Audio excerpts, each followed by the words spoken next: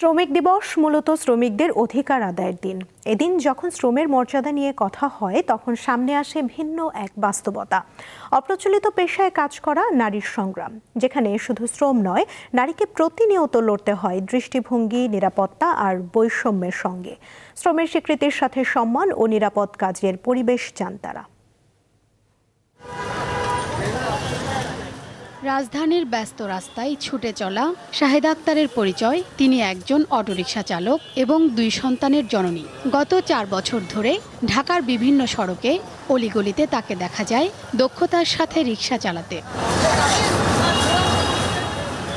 মে দিবস নিয়ে শাহেদার স্পষ্ট কোনো ধারণা নেই। স্বামীর সাথে বিচ্ছেদের পর তিনি শুধু জানতেন তার সন্তানদের নিয়ে আত্মসম্মানের সাথে বাঁচতে হবে। যখন চলে গেছে তখন তো মনে করেন যে আমাকে সাগরের মাঝখানে রেখে গেছে। আসলে এক সাইডে আমার সাঁতরায় ওঠা লাগবে, কারণ আমার বাচ্চা তখন ক্লাস 5-এ মাত্র ভর্তি হয়েছে, আর ছোটটা হইলো প্লেতে নার্সারিতে ভর্তি হয়েছে।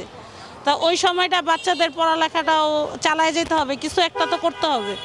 এই জন্য সব কিছু মিলেই আমি অটো চালানোর সিদ্ধান্তে আসছি। যে যাই বলুক, মানে আমি ডোন্ট কেয়ার। রিকশা চালানোকে পেশা হিসেবে নিলেও নিজের নিরাপত্তা নিয়ে উদ্বিগ্ন থাকতে হয় শাহেদাকে।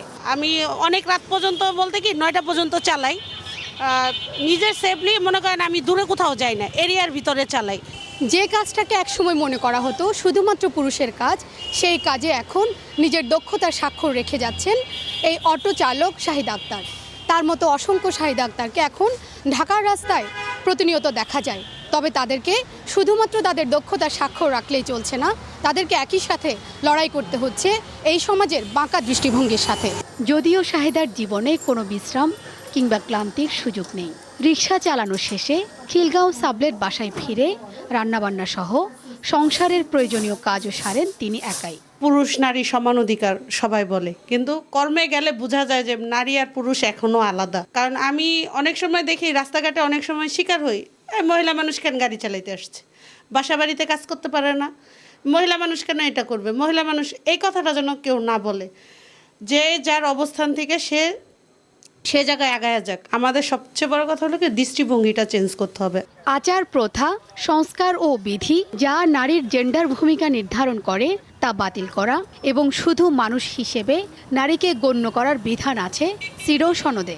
বিশেষজ্ঞরা বলছেন 1984 সালে সরকার এই সনদে সই করলেও তা মানা হচ্ছে না। প্রতি শুক্রবারে মসজিদে খুতবা পাঠ হয়, কিংবা প্রতি সন্ধ্যায় মন্দিরগুলোতে মানে প্রার্থনার জন্য যায়। মানুষের যে সম্পর্কটা, এই সম্পর্কটার যে দায়বদ্ধতার যে জায়গা, এগুলো নিয়ে যদি আলোচনা হয়, রাষ্ট্র এই বৈষম্যটার প্রশ্রয় দিচ্ছে না। এই জিনিসটা যদি সামনে আসে তাহলে কিন্তু মানুষের চিন্তার মধ্যেও এটার একটা প্রভাব পড়বে। শ্রমের মর্যাদা এবং অধিকার প্রতিষ্ঠার প্রতীক মে দিবস। তবে যেসব নারী সমাজের নির্ধারণ করে দেওয়া পেশার বাইরে কাজ করছেন, তাদের সংগ্রাম অনেকটা বেশি। কারণ তাদের লড়াই শুধুমাত্র একজন শ্রমিক হিসেবে নয়, একজন নারী হিসেবেও। শিউলি শবনম, দীপ্ত সংবাদ, ঢাকা।